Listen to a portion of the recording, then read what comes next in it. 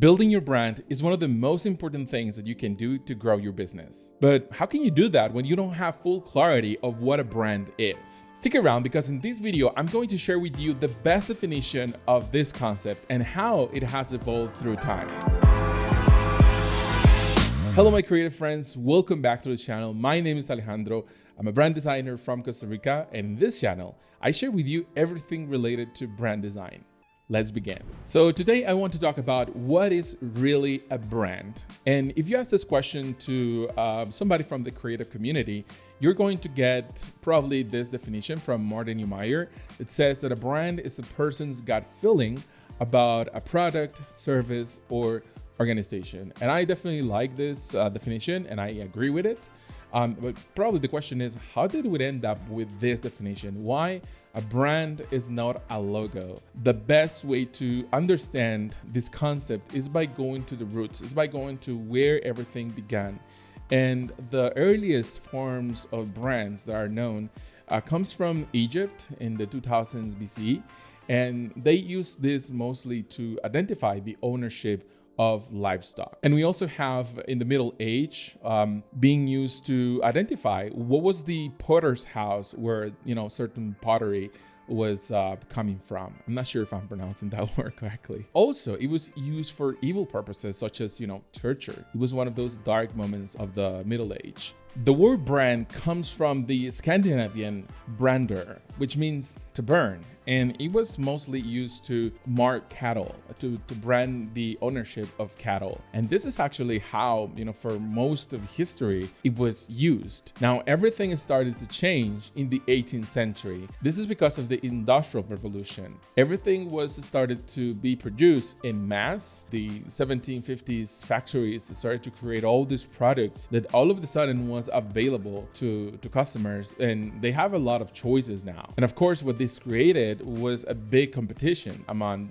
different brands. They started to look for distinction and familiarity to stick out, and also they included as you can see in this ad, long explanation and what was their benefits, in this case Coca-Cola. And also they started to use those simple words, phrases, symbols, different design shapes and colors to try to be different from the competition. It was in this point where brands started to become more than a symbol. So it was not just the logo, it was something else. They started to use different things like illustrations, color, and as you can see, Coca-Cola started to use the color red, which is very associated with that big brand. And it was in this era that trademarks were born, and United States started to protect them as intellectual property. As technology evolved, brands started to advertise their products and services in different media, like the newspapers, and then the magazines, and then comes the radio, and then the TV. And little by little, these brands started to incorporate different dimensions to their brand, like names, sounds, movement, music, and so on. But there was a problem. The rest of the competitors started to do the same, and soon enough, mass media started to be crowded with lots of ads, and it just became noise. So marketers started to ask themselves this question: how to stand out? How can you be different in all this crowd, in all this noise? And that's when they discovered that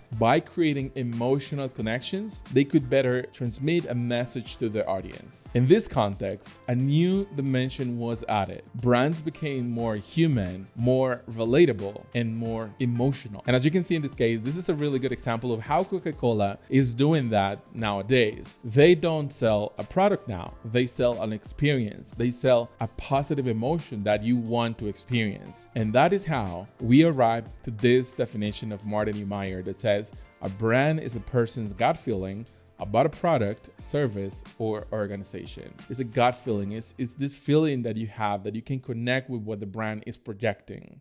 And we can see Apple also using this type of emotional connection. In this case, they're saying supercharge for pros. So in other words, if you're a pro, then you need this computer. And they're appealing to this emotional part of you that wants to belong to a certain community or wants to be a certain type of person. In this case, a pro. And now you can see how brands went from being printed on different things to being printed with emotions in the minds of people. So what is a brand? And this is my definition. Brands are long-lasting emotional impressions that businesses leave on people's mind, intentionally or not. So the way that you build your brand is first, know your audience. What is it that they want? What is it that they need? Their problems, their pains, their aspirations.